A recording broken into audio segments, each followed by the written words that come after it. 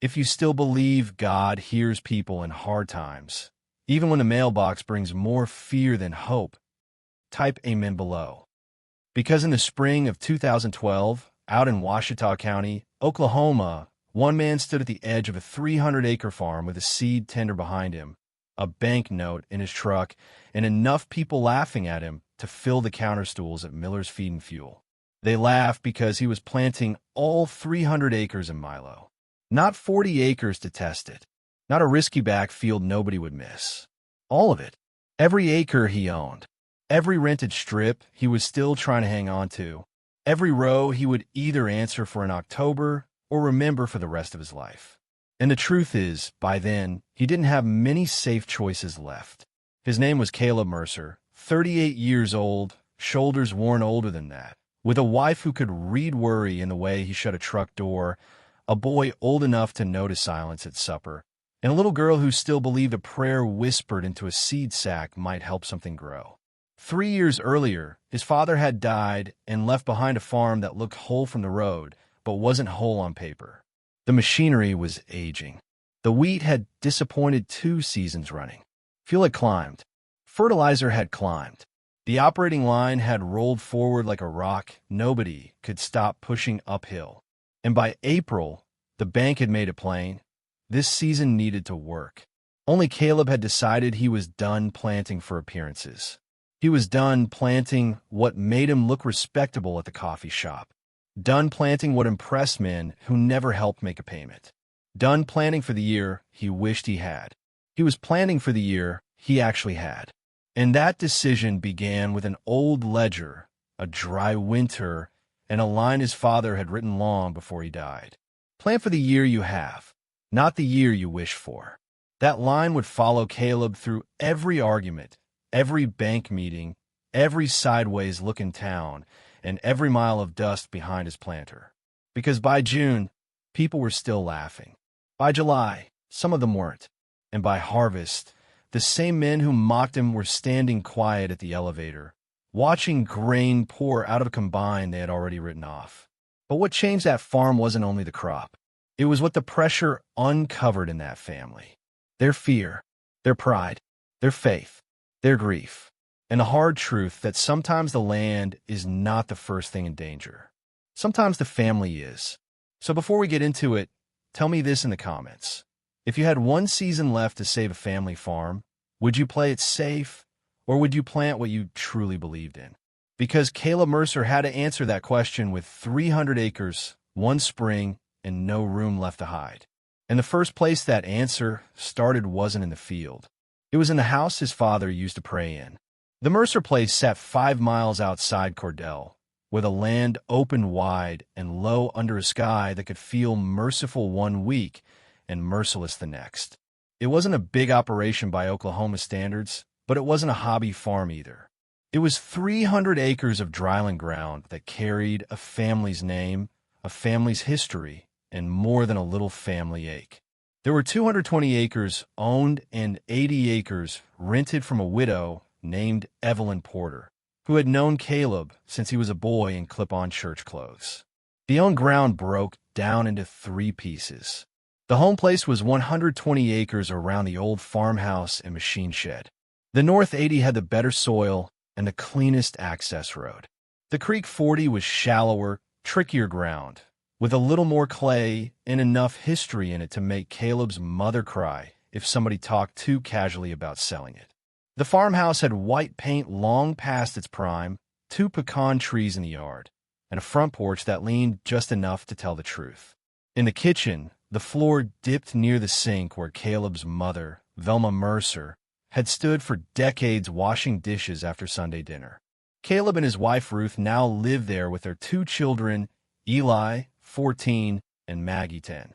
Velma lived in the small cinder block house across the lane, the one Dean Mercer had built for his parents and never expected to need again himself. The machinery was honest machinery. Not pretty, not new, honest. A 1981 John Deere 4440 with more hours than Caleb liked to count out loud. A 7720 combine that started faithfully if the batteries were warm and nobody rushed it.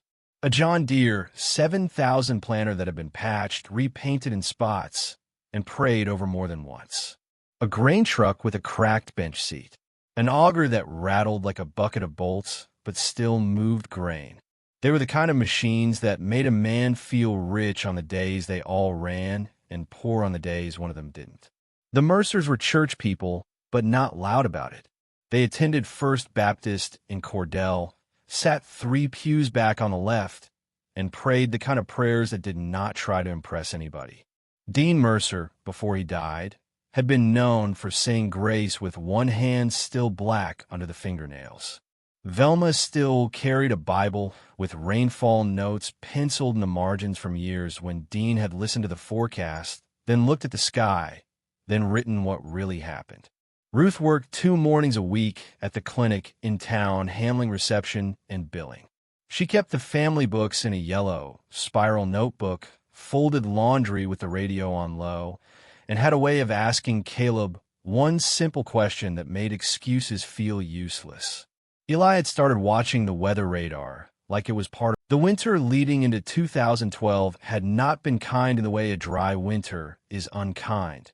Not dramatic enough to make the news, just thin enough to make men uneasy. The subsoil profile never really recovered from the year before. Snow was light. February wind scoured what little moisture the top had managed to hold. By the time Caleb pushed a boot heel into the home place in early March, he already knew the ground was telling on them. The farm's financial side wasn't much softer. At First State Bank of Cordell, Caleb carried an operating line that had grown to $98,400, and not all of that was fresh crop money.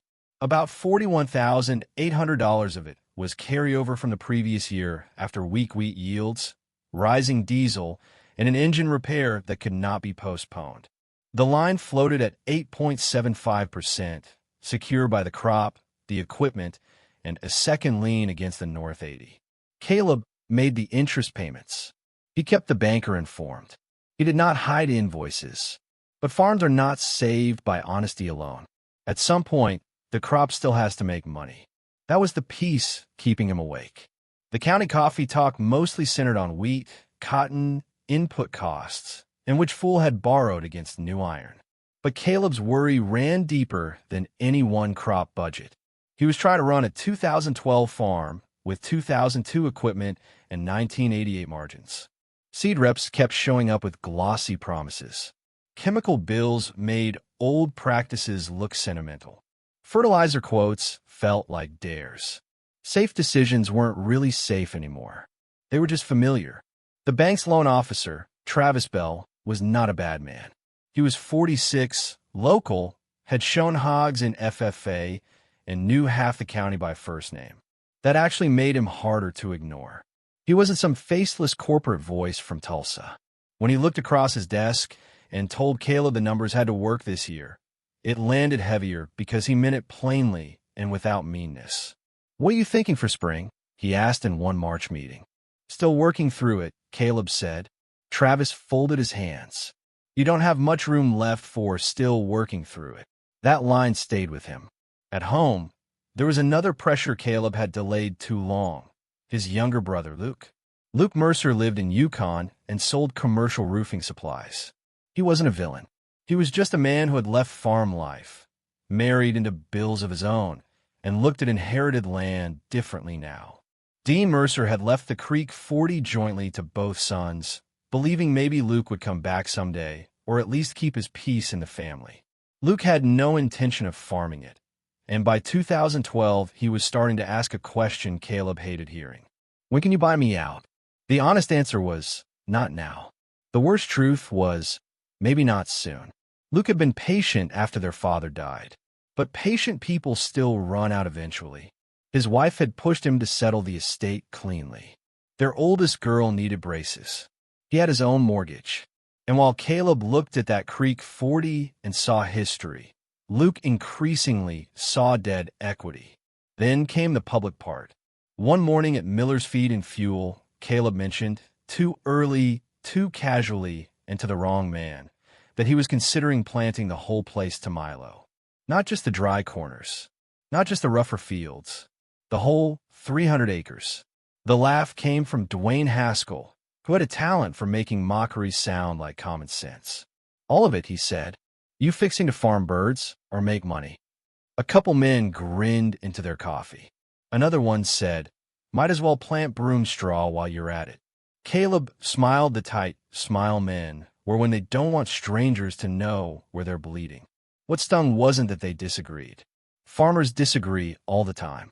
What stung was that they smelled desperation. Planting all Milo looked to them like a man cutting his choices down to whatever he could still afford.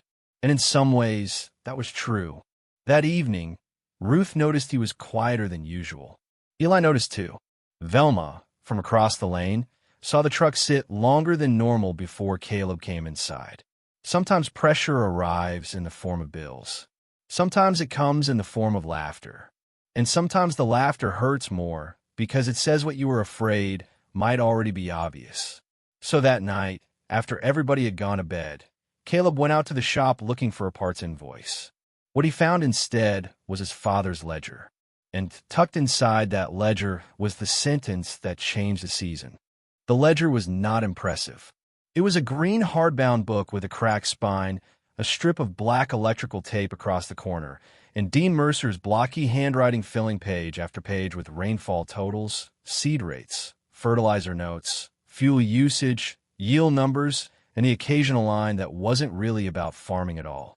Dean had not been a man who talked big about feelings. He left his heart in work and in margins. April 17th, 1996, good stand after church rain. June 2nd, 2002, too much pride in this county, not enough caution. July 11th, 2006, if the Lord sends a cloud, notice it. Caleb sat down on an overturned bucket in the shop and kept turning pages. There were years Dean had planted wheat because everybody did. Years he regretted it. Years he switched part of the farm back to Milo and survived because of it. Years he wrote almost nothing except rain and yield, as if numbers were all he could bear.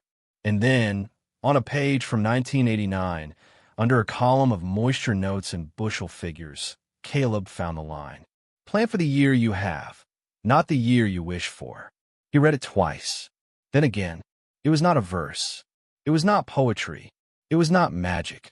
It was a farmer's hard-earned wisdom written by a man who had made enough mistakes to stop romanticizing hope. Caleb took the ledger into the house. The kitchen clock read 11:47. Ruth was at the table in her robe with the yellow notebook open, matching receipts to the checking account. She looked up when he walked in and knew at once this wasn't about parts. He set the ledger down between them. She ran a hand over the cover. Your dad's? He nodded. He opened to the page and pointed. Ruth read the line silently. Then she leaned back and looked at him. So that's what this is, she said. What? You're not talking yourself into Milo because you're scared. You're talking yourself into it because deep down, you think it's the honest answer. That word, honest, hit him harder than brave would have. Caleb rubbed both hands over his face. If I split into wheat and cotton just because it looks respectable, I'm planting for everybody else. I don't think the moisture's there. I don't think the money's there either. Ruth didn't answer right away. What are you afraid of most? She finally asked. He stared at the ledger. That I'm wrong. That I'm wrong in public. Wrong with borrowed money. Wrong with my kids watching. There it was. Not just the farm. Not just the debt. Humiliation. Ruth reached across the table and laid her hand over his. Then let's ask for wisdom, she said. Not rescue. Wisdom. That was how the prayer began. No dramatic music. No thunder outside. No sudden certainty dropping from heaven. Just a tired husband and wife at a kitchen table after midnight, with an old ledger, a bank note, and a fear they were finally willing to name.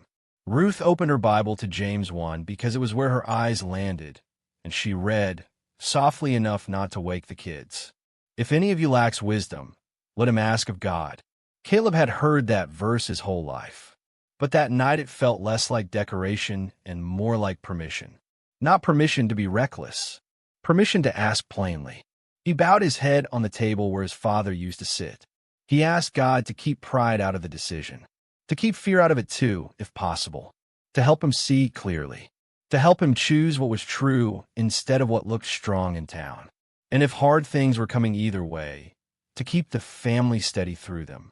When he lifted his head, nothing outside had changed. The weather had not improved. The debt had not shrunk. The banker had not softened. The seed had not planted itself. But Caleb knew one thing more clearly than he had when he entered that kitchen. He was going to take the ledger to the bank. And by the time that meeting was over, the farm would either have a plan or the road to foreclosure would come into view for everybody. Before we go there, let me ask you this. Have you ever had a season where you did not need a miracle as much as you needed wisdom? Because that was the prayer Caleb carried into First State Bank. And wisdom has a way of costing something before it pays. First State Bank of Cordell still had carpet in the loan offices that looked like it had survived several recessions and 2 remodel discussions. Caleb sat across from Travis Bell on a Tuesday morning with a ledger on one side, a type crop budget on the other, and a knot in his stomach that felt heavier than the paperwork. Travis had already reviewed the file. He knew the numbers. Carryover debt, aging equipment, thin liquidity, collateral stretched enough that nobody should pretend otherwise. What he needed now was confidence that this season's plan was disciplined rather than desperate. "All right," Travis said, tapping the budget page. "Walk me through why you want all 300 acres in sorghum." Caleb did. He talked moisture first, because in that country moisture told the truth before spreadsheets did. He explained that subsoil wasn't there for a big input gamble. He laid out the expected nitrogen savings. Lower seed cost, fewer fungicide concerns, better drought tolerance, less exposure to one expensive failure. He showed extension budgets he'd gathered. He pointed to the local cash bids and the feed demand that had been firming. He admitted sorghum wasn't glamorous. That was almost part of the case. Travis listened, then leaned back. "You understand what this looks like from my side." Caleb said nothing. "It looks like a borrower tightening down because he can't afford the plan he'd prefer." "That's true," Caleb said. "But it's only half true." Travis gave him a look that said go on. "The other half is I don't prefer the other plan anymore." That landed. Caleb opened the ledger and slid it across. Travis glanced at the handwritten page, probably expecting sentiment. Instead, he found years of rainfall, yields, notes about crop response, residue, stand counts, test weights. Real records. Old but not romantic. "My dad wrote that line after an ugly season," Caleb said, pointing to it. "Plan for the year you have, not the year you wish for.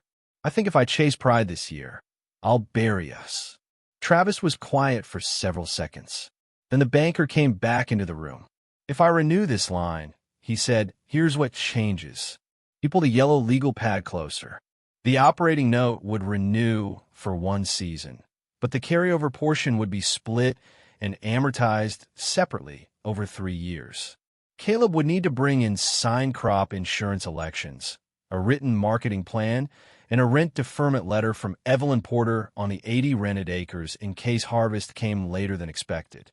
The bank would file a current UCC lien on the crop and maintain the second lien on the North 80. No new equipment debt. No family draws beyond a fixed monthly amount. Interest only until harvest. Then mandatory principal reduction from crop proceeds before any major machinery work. And Travis said, looking up, "If this crop misses badly, we have to have a different conversation before Christmas." That was banker language. Calm words with a cliff underneath them. Caleb understood. He also knew that if Travis wanted to kill the plan entirely, he could have pushed him into a split acreage compromise. Wheat on part, sorghum on part, a safer-looking map for committee notes. But the banker didn't do that. Maybe he respected the thought put in. Maybe he didn't love pretty plans anymore either. Maybe local bankers sometimes know the difference between risk and reality. "Will you do it?"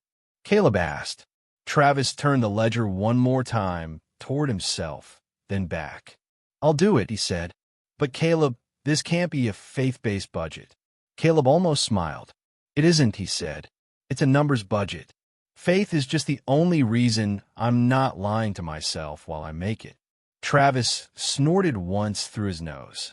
That was as close to amusement as the morning got. By noon, the papers were signed. When Caleb walked back out to the truck, the note was renewed, but not comfortably. It was more like a man being handed enough rope to climb with, while being reminded what else rope can do. And before he even turned the key, his phone rang. Luke, his brother, didn't call for updates. He called for answers. By the time that conversation ended, the bank was no longer the only thing threatening to take a piece of the Mercer place. Luke got straight to it. I heard from Mom you renewed. She shouldn't have to play messenger, Caleb said. Then stop making everybody guess. It went downhill from there. Luke had never liked feeling managed, and Caleb had never liked being questioned by someone who no longer lived with the consequences. That old brother pattern came back quick like dry grass finding flame. Luke wanted to know how much debt remained. Caleb wanted to know why every conversation now sounded like a deadline. Luke said he had waited 3 years on the Creek 40. Caleb said the Creek 40 was not a savings account. Luke said maybe it needed to become one. By the time the call ended, nobody had said anything unforgivable, but they had gotten close enough to see it. That evening, Ruth found Caleb in the machine shed pretending to sort seed tags. He wasn't sorting anything. He was holding anger in place. What did Luke say? The same thing he's been saying. Which version? She asked. The scared version or the selfish version? That stopped him, because that was the thing about Ruth. She did not let people become flatter than the truth. Luke wasn't purely selfish. He was under pressure too. His daughter really did need braces. His wife really was tired of their part of the estate staying unsettled. He just carried pressure like a man in town instead of a man in the field. It came out sharper. Still, the argument reopened a deeper wound. Dean Mercer had spent years teaching Caleb how to keep machinery alive, how to read a stand, how to smell wheat head scab before some men admitted it was there. But he had died before truly untangling the paper side of the farm. Caleb loved his father. He also carried quiet resentment over that. The kind sons feel guilty for having. Later that night, after the kids were asleep, the real fight came. Not loud. Worse. Honest. Ruth stood at the kitchen counter wrapping leftovers while Caleb talked through acreage maps for the 3rd time. Finally, she said, "You're doing it again." Doing what? Talking around the real thing. He looked at her, tired already. She turned to face him. Some part of you still thinks if you save this farm the right way, it will settle something with your dad. That one-hit bone. Caleb's jaw worked once. That's not fair. No, Ruth said quietly. Fair would have been him leaving you less confusion, but might still be true. He sat down hard in the nearest chair. The room got still. Ruth didn't press. She just waited. After a long time, Caleb said, when he got sick, he kept saying he was sorry. Ruth nodded. She remembered. Sorry for what? She asked. For leaving it heavy. There it was. Not just debt. Inheritance as weight. Love mixed with burden. Caleb stared at the ledger on the table. I don't want Eli remembering me that way. The words changed the room, because suddenly this wasn't about proving something to a dead father. It was about not passing the same shape of pain to a living son. Ruth sat across from him. Then don't, she said. Simple words. Hard instruction. The next few days were rougher than Caleb let the kids see. Eli heard enough to know Uncle Luke might force movement on the Creek 40. Maggie asked whether they were poor now, the way children ask terrible questions with clean hearts. Velma came over with a pie and stayed to wash dishes, which in farm families is often how grief enters a room without being announced. And through all of it, the town still kept talking. At the co-op, at the church parking lot, at the parts counter, word had spread. Caleb Mercer was planting all 300 Milo.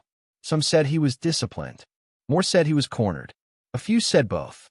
One older man at church put a hand on Caleb's shoulder and said, sometimes folks laugh because they can't imagine doing without the things you've already learned to do without. That helped for about 10 minutes. Then the planter chains needed replacing, the fuel bill arrived, and Evelyn Porter asked whether rent would be on time this fall. Pressure makes small things sharp, and before Caleb could plant a single acre, he had to decide whether he was willing to let other people see how thin the margin really was.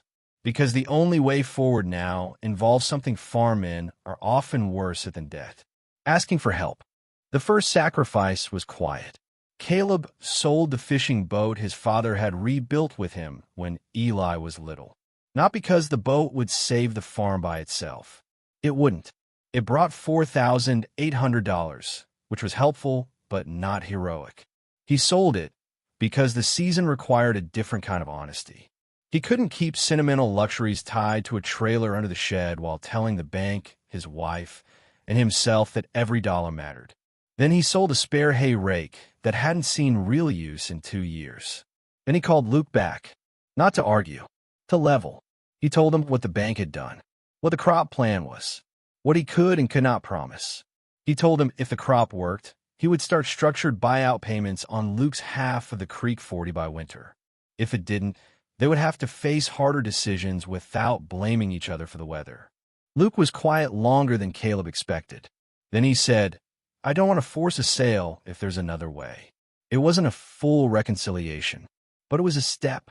Next came Evelyn Porter. Caleb sat at her dining table under a wall clock that ticked louder than seemed necessary and explained the bank needed a signed rent deferment letter. Evelyn listened, hands folded over one another. "Your daddy always told me the truth," she said, "even when it made him look bad." Caleb swallowed. "I'm trying to do the same." She nodded once. "Then I'll sign." That signature mattered more than people in town would ever know. At church that Wednesday, Ruth told the men's prayer group more than Caleb would have told them himself. Not every number, just enough truth to make the prayer specific. She asked for wisdom, rain in season, steadiness in their house, and mercy over the crop. No drama, no performance, just clean need. Afterward, Ray Bledsoe, a retired mechanic with hands like roots, cornered Caleb in the parking lot. "I hear you 7720's got a feeder house bearing growling." Caleb gave him a look. Ray shrugged. "I hear things. Bring it by Friday." "How much?" Ray snorted. "I said bring it by, not mortgage the place." That was how the church helped. Not by sweeping in like a movie, but by covering the little cracks where whole seasons leak away.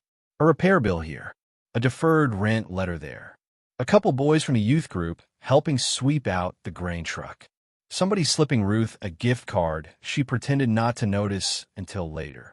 And then planting began. By the second week of May, the planter was rolling. Field by field, Caleb committed the whole season to the ground.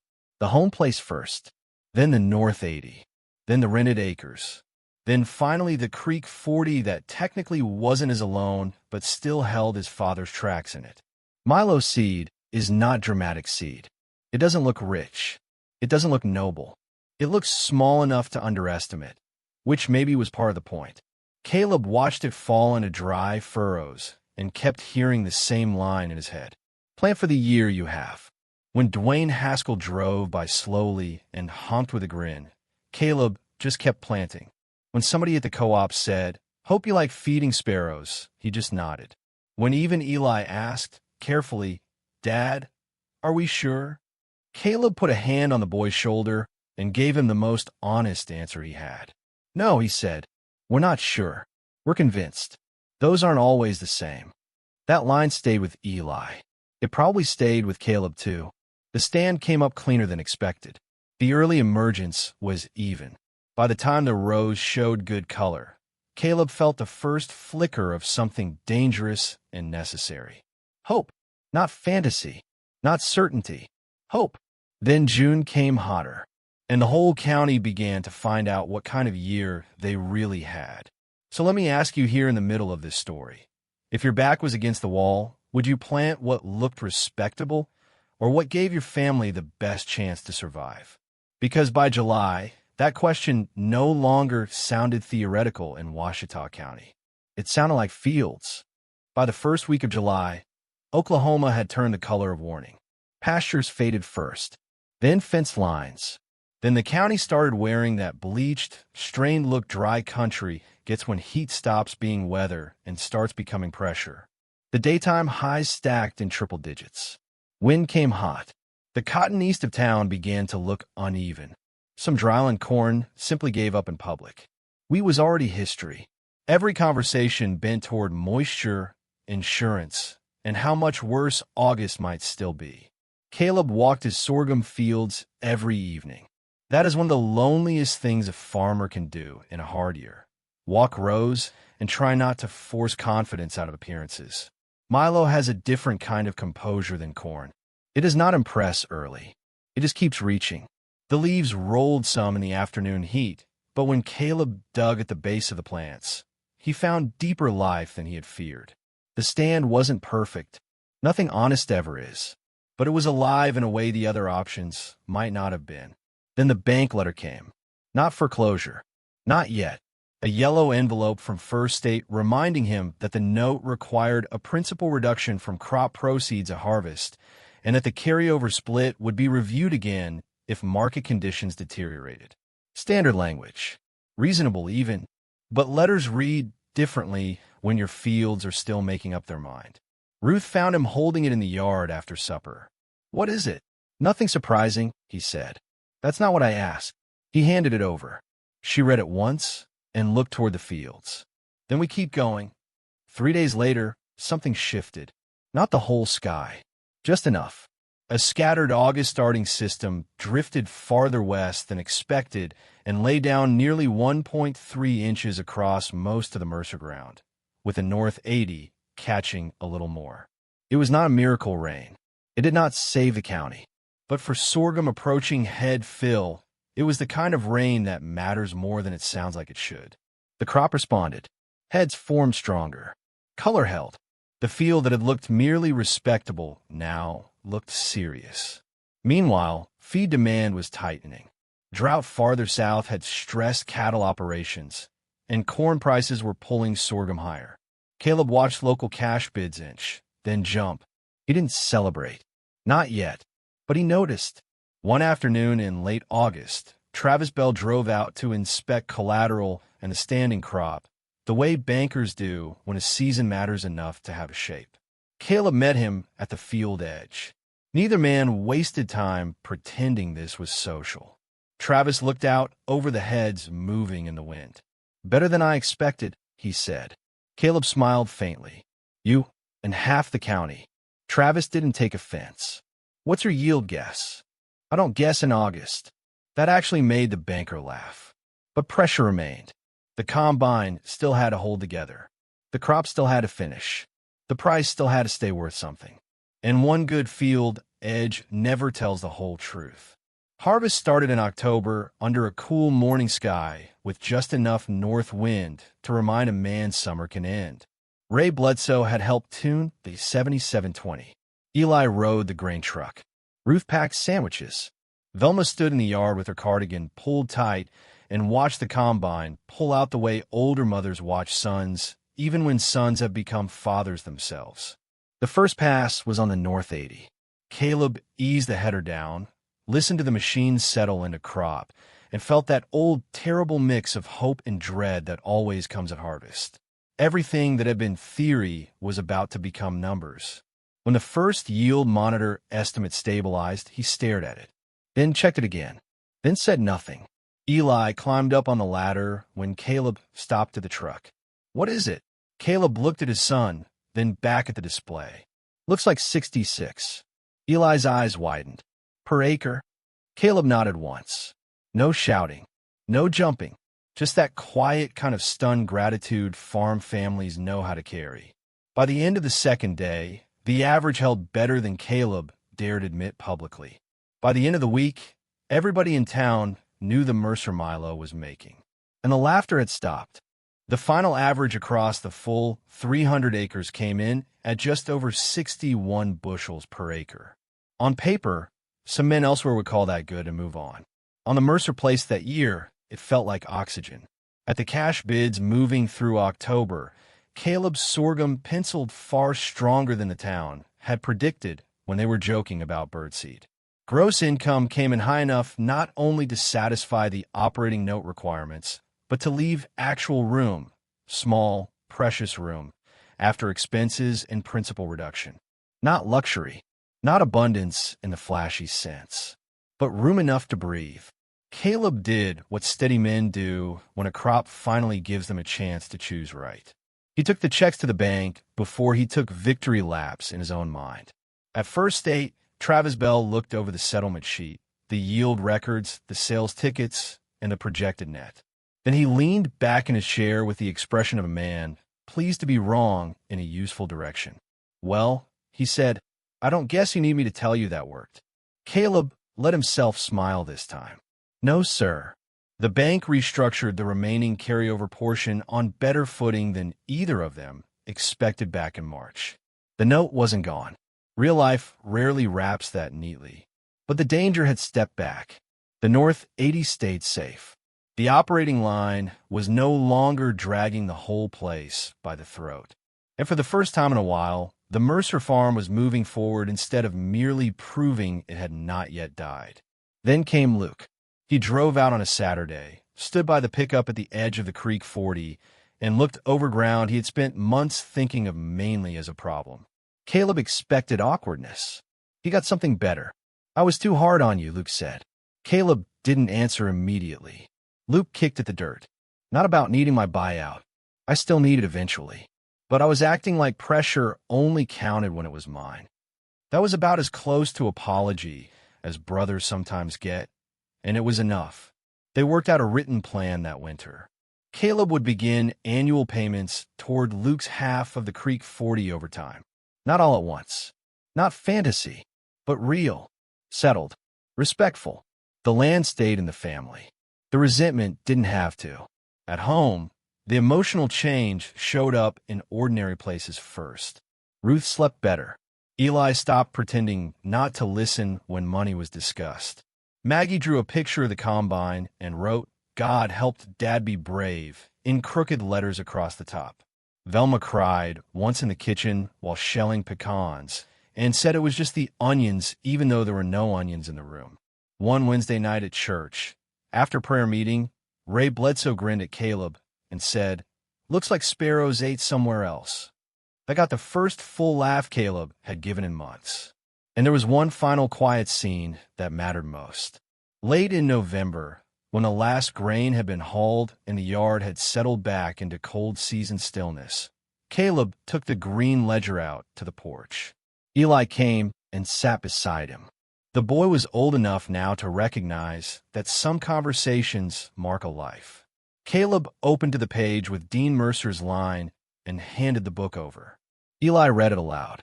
"Plan for the year you have, not the year you wish for." He looked up. "Grandpa wrote that." He did. Was he talking about crops? Caleb looked out toward the dark outline of the fields. "Partly," he said. "Mostly he was talking about pride." The porch stayed quiet after that. Then Caleb added, "This year we kept the farm. But more than that, son, we told the truth in our own house. Don't ever think those are separate things." That's the part people in town did not fully see. Yes, the harvest changed the finances. Yes, it changed the banker's file. Yes, it changed the laughter. But the deeper change was that Caleb stopped carrying the farm like a test he had to pass for a dead man. He started carrying it like a stewardship he could share with the living. That is why the ending is happy. Not because the crop solved everything forever. Not because debt vanished. Not because hard years can't come back. It's happy because the land stayed, the family stayed, and faith did what sincere faith often does in real life. It did not erase the work. It steadied the people doing it. There are some stories where the land is lost and faith is what remains. And there are other stories, rarer ones, earned ones, where faith doesn't just comfort a family after the storm. It helps hold them steady enough to walk through it wisely. The Mercer story was one of those. A man listened to the year he actually had. A wife asked better questions than fear wanted answered. A banker gave him room, but not illusions. A brother came close to breaking the family, then chose not to. A church helped in the plain, unphotogenic ways that really matter. A son watched. A daughter remembered. An old ledger told the truth at the right time. And 300 acres of Milo did what a lot of louder things could not do. It gave a family one honest season back. If this story touched something in you, I want to ask you a real question. Has your family ever had to choose between holding on to land and holding on to each other? Or maybe this one. Have you ever lived through a season where prayer did not make life easy, but it helped you make the right decision anyway? Tell me in the comments. I read them. And if you've ever watched a family fight to keep a farm, a house, a piece of ground, or just their dignity through debt and hard years, share this story with someone who will understand it. Because out here in rural America, not every miracle looks like a miracle. Sometimes it looks like an old planter, a sign note, a midnight prayer, a wife telling the truth, a brother softening, a banker being fair, and grain finally pouring into a truck after months of wondering whether the whole thing would hold. This is the bank and the barn, where land, debt, family, and faith meet the truth. And sometimes, by grace, wisdom, and a whole lot of work, the harvest really does change everything.